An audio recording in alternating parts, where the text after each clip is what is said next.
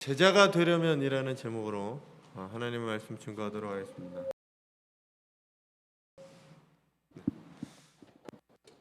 명절 잘 보내셨지요? 네. 뭐 이런 말씀을 드리는 게 좀 잘 보내지 못한 것 같은 느낌이 듭니다. 올해도 코로나가 왜 이 명절 가운데 갑자기 이렇게 정점으로 이렇게 흘러가서 3만 6천 명이 넘었습니다. 뭐 안산만 해도 760명 가까이. 예. 코로나 환자들이 늘어났습니다. 이 일들이 조금은 빨리 정리되고, 뭐 지금 얘기는 위드 코로나라고 얘기하는 것 같아요. 위드 오미클론 이렇게 얘기하는 것 같아요. 그래서 점점 그냥 앞으로 같이 살아가야 되는 게 아닌가 그렇게 생각을 해보게 됩니다.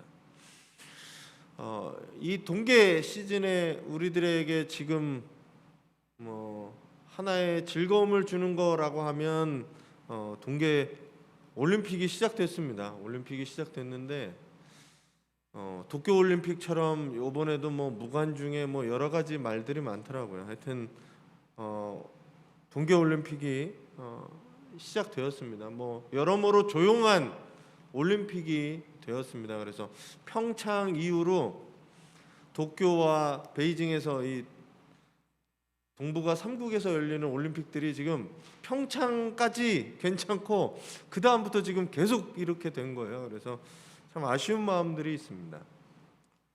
동계올림픽 하면 생각나는 우리나라의 선수를 꼽으라고 하면 단연 한 사람이 꼽혀요. 누구냐 하면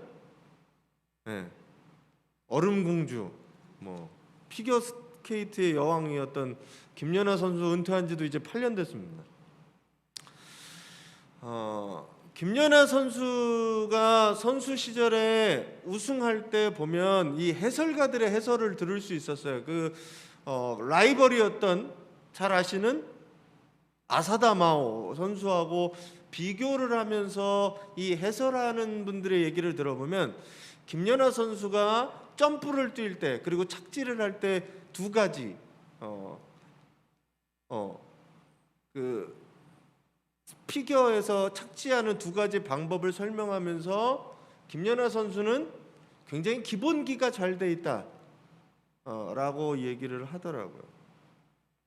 그래서 아사다마오 선수는 이 잘못된 방법으로 뛰기 때문에 오히려 감점을 받고 김연아 선수는 제대로 정확하게 뛰기 때문에 점수를 높게 받을 수 있었다라고 얘기를 하는 것을 들었습니다. 잘못된 습관, 그것이 없는 선수가 기본기가 좋은 선수고 그 잘못된 습관이 없고 기본기가 좋은 선수를 훌륭한 선수, 좋은 선수라고 얘기를 하는 겁니다. 그래서 운동에 관해서 여러분들도 뭐 운동을 여러 가지 해보시지만 가장 중요한 게 뭐냐면 기본기예요.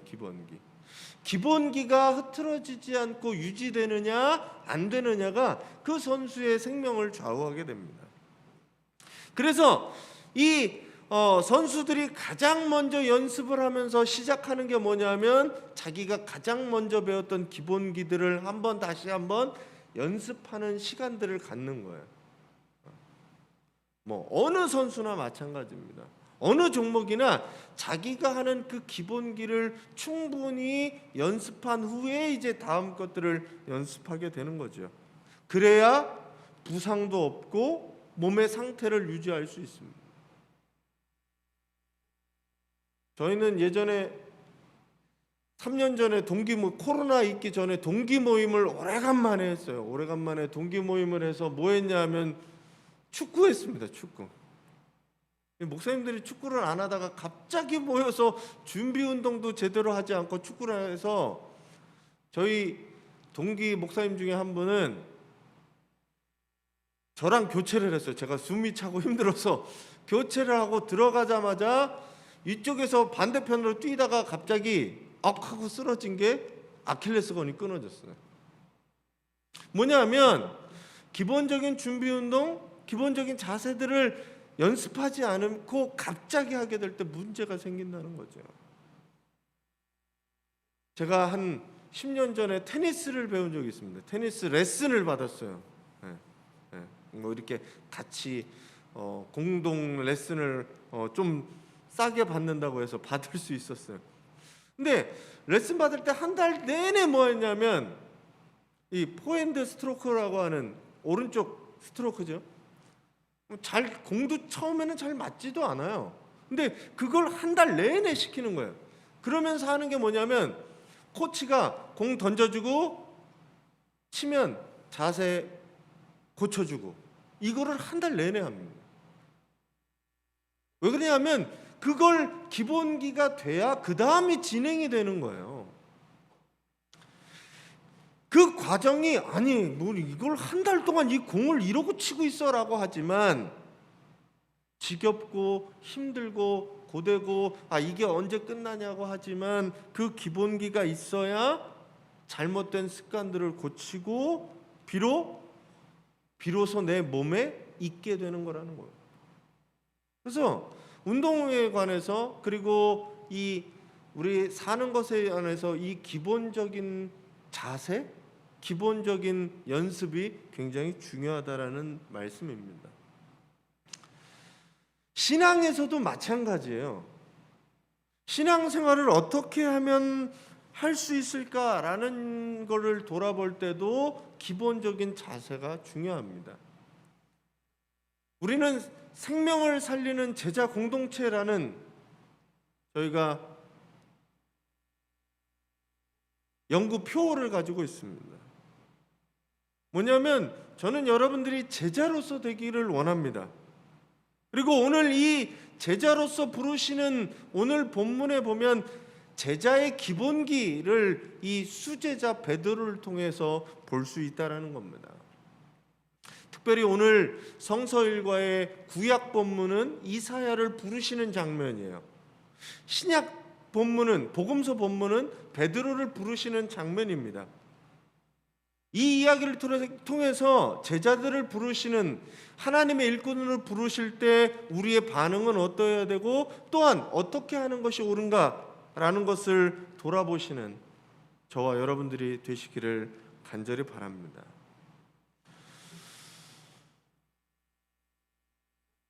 오늘 본문은 시작은 여러분들이 잘 아시지만 본문의 시작은 이렇게 시작돼요. 뭐냐 하면 사람들이 모여왔습니다. 오늘 본문 시작은 이래요. 사람들이 모여왔는데 왜 모였냐면 말씀 때문에 모여요. 무리가 말씀을 들으려고 예수님께 모입니다.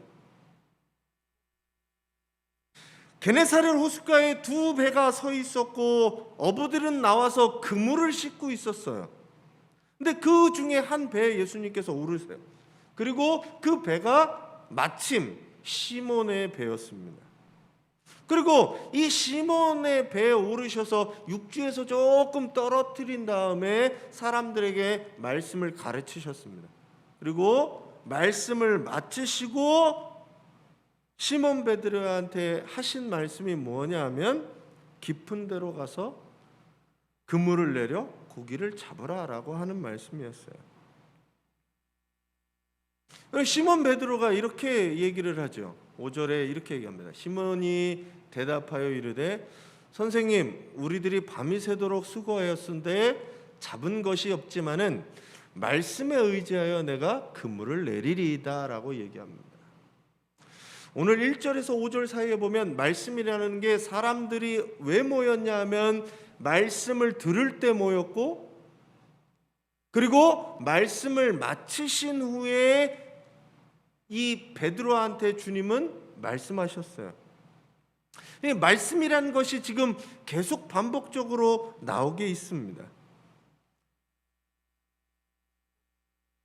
시몬 베드로의 직업은 잘 아시다시피 어부였어요. 네. 어떻게 보면 그의 아버지도 어부였고 그의 가업이 어업이라는 물고기를 잡고 살았습니다. 대대로 물고기를 잡고 살았는지도 모르겠어요. 그리고 반경이 이 게네사렛 호숫가 근처에서 살았다는 거죠. 고기를 잡는 데 있어서 누구보다 베테랑인 게 누구였냐? 이 베드로였습니다. 지금도 고기 잡으러 가면 그 동네에 가장 잘 아는, 물때와 시간대와 장소를 잘 아는 사람한테 물어봐서 고기를 잡는 게 당연해요. 이 게네사렛 호수에서 가장 물고기를 잘 알고 어디서 어느 때에 잡힐 줄 알았던 사람이 누구냐? 베드로였다는 거예요. 근데 그 날에는 이상하게도 밤이 새도록, 여기 보면 이렇게 얘기해요. 우리들이 밤이 새도록 수고하였으되 잡지 못하였다. 동무들이 있는 거 보면 시몬뿐만 아니었습니다. 시몬의 형제 그리고 다른 사람들까지도 모두 다 그 베테랑들이 모여서 고기를 잡았는데 잡을 수 없었다라는 거죠. 그리고 더 이상 그물을 내리지 않으려는 심산으로 그물을 씻고 있었습니다. 제가 그물이 얼마가 되는지는 모르지만 그물을 씻는 것은 어부들이 다음을 준비하는 거잖아요. 그물 씻는 일들이 그렇게 쉬운 일은 아니에요. 고된 일이에요. 밤이 새도록 수고하고 이제 돌아와서 그물 씻고 쉬는 이 마무리를 하고 있었다는 거죠. 그런데 그물을 다 기껏 씻어난 이 시몬에게 예수님께서 하신 말씀이 뭐냐면 깊은 데 가서 그물을 던지라는 거예요. 아니, 그거는 지금 이 시간에 거기 물고기가 잡히질 않는 거고 그 깊은 곳에는 아무것도 없는데 누구보다도 잘 아는 이 시몬 베드로에게 주님이 얘기하시는 거예요. 오늘 시몬 베드로가 이렇게 얘기하는 겁니다. 밤이 새도록 수고하였는데 잡은 것이 없지만은 말씀에 의지해서, 예수님이 처음에 오셔서 말씀을 들으러 온 사람들, 그리고 그 사람들에게 말씀을 가르치시는 것, 그걸 본 베드로가 이제 나도 그 말씀에 의지해서 그물을 내리겠습니다 라고 얘기를 하는 거라는 거죠. 내가 생각할 때, 내가 판단할 때 지금 거기는 아니에요 라고 생각하지만 그곳에 가서 말씀에 의지해서 그곳에 그물을 내리는 겁니다. 이게 바로 우리는 순종이라고 얘기합니다. 아브라함이 믿음의 조상이 될 수 있었던 것은 바로 그 순종이었습니다. 하나님께서 백세해 주신 아들, 그 아들을 잡아 바치라는 이 말도 안 되는 명령을 들었을 때 아브라함의 속에 얼마나 많은 갈등과 얼마나 많은 후회와 걱정과 근심이 있었겠어요. 성경에 그 모든 것들은 나오지 않지만 그 고민들을 가지고 하나님의 산으로 가면서 정말 마음에 엄청난 갈등들을 겪게 됩니다. 그럼에도 불구하고 아브라함이 택했던 것은 무엇이었냐? 말씀에 순종하는 것이었다라는 겁니다. 그리고 그 순종으로 인해서 비로소 아브라함은 믿음의 조상이 되는 겁니다. 예수님의 가나안 혼인잔치에서도 마찬가지였어요. 물을 정결 예식을 위해 떠놓은 그 물, 거기에 그 항아리에 물을 가득 채운 이 종들이 물을 갖다 나눠줘라라고 했을 때 그 말씀에 순종한 것, 말도 안 되는 얘기, 물을 채워라 그리고 나눠줘라라는 이 말도 안 되는 얘기에 순종한 사람들이 누구였느냐? 그 하인들이었다라는 거죠. 훌륭한 포도주를 만들어낼 수 있었던 것은 나는 이해되지 않지만 내 가치관과 내 환경과 내 머릿속으로 내 경험으로는 이해되지 않지만 하나님의 말씀에 순종하는 거였다는 겁니다. 그때 비로소 기적이 일어나는 겁니다. 물이 포도주가 된 거예요. 제가 그때도 말씀드렸지만 물이 포도주가 된 것보다 더 큰 변화는 사람이 변화되는 거라는 거죠. 제자들한테 요구하는 것, 가장 먼저 무엇이 필요하느냐? 말씀에 순종하는 거예요. 초등학교 1학년, 2학년 되면 선생님 말씀이 무슨 엄마 아빠 말보다도 더 법이에요. 선생님 말씀이면 그냥 그대로 하는 줄 알아요. 우리가 언제부터는 하나님의 말씀에 이것저것 재고 따지고 걱정하고 내 판단이 거기에 들어갔다는 거죠. 우리가 순종하지 못하면 제자가 되지 못하는 거예요. 하나님의 말씀을 깨닫지 못하고 그 말씀대로 행하지 않으면 우리는 제자가 될 수 없다는 거죠. 우리가 예수님을 따르겠다고, 예수님의 제자가 되겠다고 한다면 그 말씀을 나는 이해가 되지 않고 나한테는 맞지 않는 거지만 내가 그 말씀에 순종하며 나갈 때 비로소 제자가 될 수 있다는 겁니다. 오늘 이 예수님의 말씀을 들으시고 순종하시는 우리 성도님들이 되시기를 간절히 바랍니다.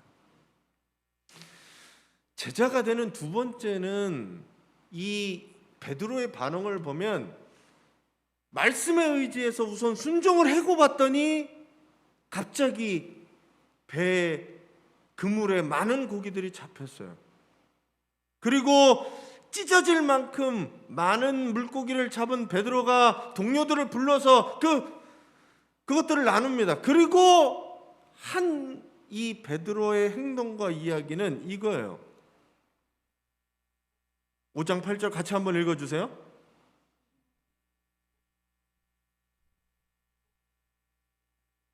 주여 나를 떠나소서 나는 죄인이로소이다.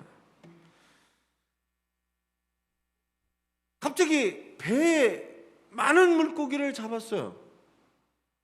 그러면 우리 같으면 사실은 주님 감사합니다. 아니 어떻게 이런 일을 행하셨나요?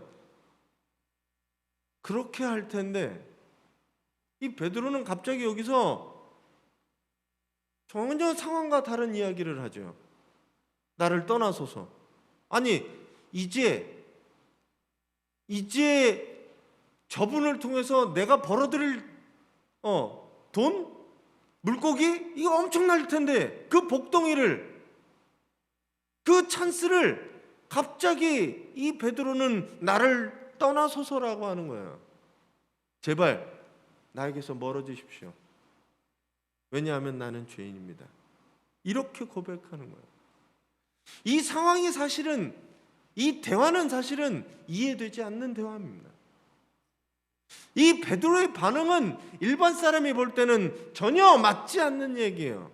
주님, 저에게 더 큰 것으로, 더 많은 것으로 해주십시오라는 게 우리의 기도가 되겠죠. 하지만 베드로는 그러지 않았어요. 왜 그랬을까라는 것들을 생각해 봅니다. 베드로가 왜 이런 얘기를 했을까요? 이전까지 이 시몬의 관심사는 뭐였냐면 물고기였어요. 그가 바라보고 그가 여태까지 관심하고 그가 생각했던 것은 뭐였냐? 물고기였어요. 얼마나 많은 물고기를 잡을까? 오늘은 또 어떤 물고기들을 잡을까? 그래서 오늘은 또 어떻게 살아갈까? 그것이 이 시몬의 관심사였다는 거죠. 그래서 물고기를 많이 잡은 날은 기쁨에 충만해 있고 물고기가 적은 날은 슬픔에 차 있는, 근심과 걱정에 있는 이 시몬이었을 겁니다. 오로지 자신이 먹고 사는 그 문제, 그리고 내가 더 얻고 이익과 손해에 관해서만 생각하고 살았던 게 시몬이었다는 거죠. 그런 이 시몬이 오늘 무엇을 경험하냐 하면 말씀을 경험하게 되는 거예요. 말씀을 들으러 모인 사람들, 말씀을 가르치는 예수님, 그 말씀이 드디어 나에게 임해서 깊은 데로 가라라고 얘기하는 그 말씀을 들었더니 시몬이 새로운 가치와 새로운 것들을 발견하게 되는 결과가 됩니다. 새로운 시각이 열리는 거예요. 그 시각이 무엇이었냐면 물고기를 잡고 보니 물고기가 보이는 게 아니라 물고기를 잡게 하신 그 건너편에 계신 주님을 보게 되었다는 거예요. 어떤 사람들은 내가 가지고 있는 물고기를 바라보게 되는데 시몬 베드로는 물고기가 아니라 이제 물고기를 이렇게 말씀하신 주님을 보게 되었다라는 거예요. 그러니까 주님을 보니까 나를 떠나달라고 부탁하는 겁니다. 주님을 바라보니까 또 뭐가 보이냐 하면 주님만 보이는 게 아니라 주님을 통해서 비춰지는 내가 보이는 거야. 말씀을 통해서 우리가 보게 되는 게 뭐였냐? 저는 이거라고 생각합니다. 말씀을 읽을 때 말씀을 통해서 보여주시는 게 뭐냐? 주님을 보는 거예요. 거기서 끝나는 것이 아니라 말씀을 통해서 주님을 보이고 비로소 내가 보여야 되는 거예요. 하나님의 말씀이 거울이라고 얘기할 때는 그 말씀이 남을 비추는 게 아니에요. 저 인간이 저렇게 사는 게 보이는 게 아니에요. 누가 보이냐면 내가 보이는 거예요. 내가. 그래서 이 베드로는 말씀을 통해서 내가 보이니까 죄된 나가 보이는 거예요. 나는 죄인이구나 라고 주님 앞에 엎드릴 수밖에 없다는 거예요. 저는 여러분들이 말씀을 통해서 자기를 보시기를 간절히 바랍니다. 주님을 보시기를 간절히 바랍니다. 그래서 나를 바꾸는 시점이 되어야 돼요. 그래서 시몬의 응답은, 시몬이 바라보는 것은 예수와 나였기 때문에 나를 떠나서서 나는 죄인입니다라는 고백이 나올 수밖에 없는 거라는 거죠. 베드로의 이런 고백은 누가복음 18장의 세리의 기도와도 마찬가지였습니다. 성전 큰 어귀에 서서 아니면 시장에서 사람들을 향해 보라고 기도하는 바리새인이 아니라 성전 저 구석에 앉아서 소리도 못 내면서 주님, 나는 죄인입니다라고 고백하는 그 세리의 기도가 예수님 가슴에 더 다가온 것처럼 그런 기도가 우리의 기도가 되어야 되는 거예요. 그런 기도가 비로소 제자의 기도라는 겁니다. 전 여러분들에게 이 주님을 보는 시각과 회개가 여러분들에게 있어 주시기를 간절히 바랍니다. 내가 말씀을 들을 때, 말씀이 나에게 다가올 때 주님을 발견하고 나를 발견하고 비로소 나를 발견해 보니 나는 여전히 죄인이구나. 그 회개로 나아가시는 우리 성도님들이 되시기 바랍니다. 제자는 말씀을 듣고 주님과 나를 발견하는 사람이에요. 그리고 자기 죄를 회개하고 돌이키는 사람이 제자가 될 수 있다는 겁니다. 회개가 결코 부끄러운 일이 아니에요. 잘못했다라고 인정하는 게 부끄러운 일이 아니잖아요. 특별히 세상에서는 내 과오를 드러낼까 부끄러운 일이 될 수 있지만 하나님 앞에서는 내 과거를, 내 잘못을 인정하는 게 부끄러운 일이 아니라는 거예요.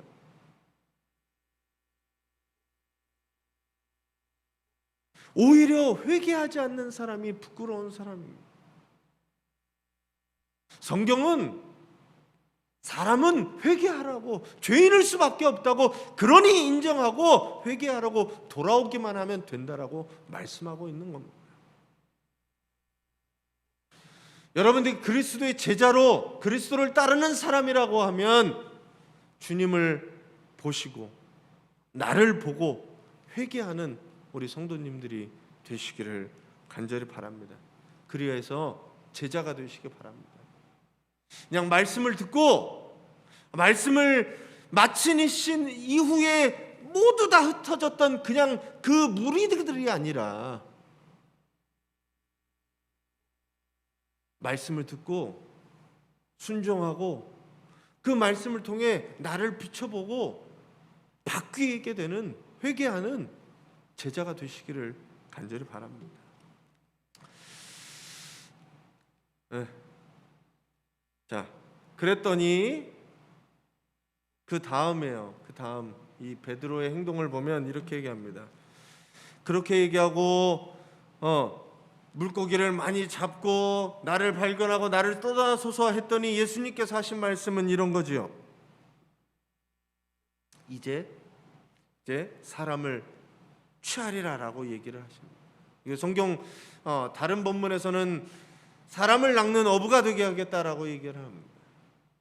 관심이 더 이상 물고기가 아니에요. 물고기에 대한 관심에서 사람에 대한 관심으로 변해졌다라는 거죠. 그래서 물고기 잡는 생활만 했는 이 사람에게 이제 사람을 중심으로, 사람을 낚는, 사람을 취하는 사람으로 변하게 했다라고 할 때 이 베드로와 제자들의 반응은 이랬습니다. 성경에 한 줄 딱 써 있어요. 뭐라고 되어 있냐면 11절이죠. 같이 한번 읽어주세요.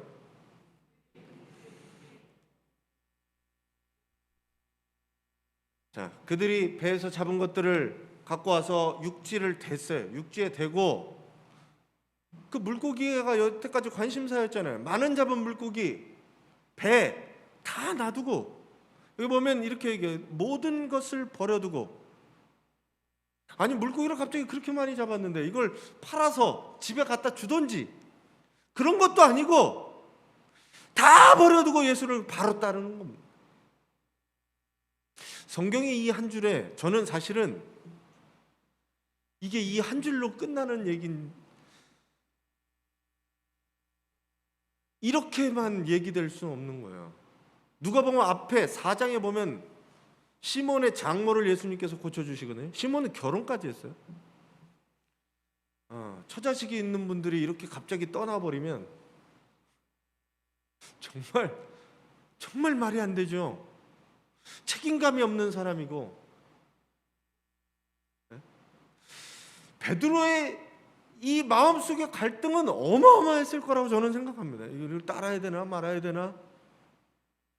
지금? 아니면 이걸 좀 해결하고? 근데 베드로의 선택은 뭐냐면 베드로의 육지에 대자마자 다 버려두고 나갔다는 거예요. 왜 그러냐면 이제 그들이 생각했던 시각, 그들이 생각했던 가치가 달라졌기 때문이에요.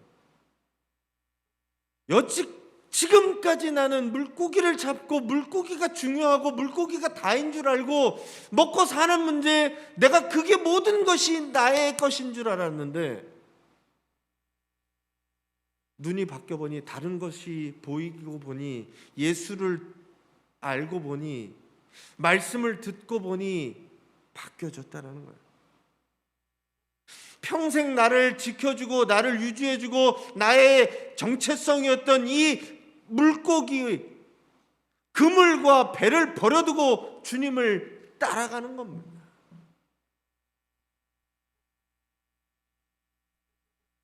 그들이 바뀌었기 때문이에요. 어떤 농부가 밭에 뿌려진 보석을 보고 자기 있는 소유를 다 팔아서 그 밭을 산 것처럼 베드로는 그동안 내가 가지고 있던 모든 것들 그거 다 버려두고 예수를 산 겁니다.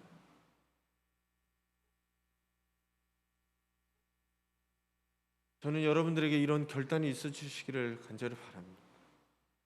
예수를 따라가세요. 나를 발목 잡고 있었던 것을 다 내려놓고 버려두고 예수님을 따르시기를 간절히 바랍니다. 그런 사람이 제자예요.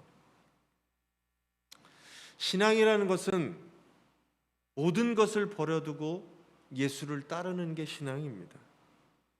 그동안 내 전부였다라고 생각했던 내 삶의 모든 것들, 예수의 부름과 말씀에 내려놓고 주님을 따르는 거예요.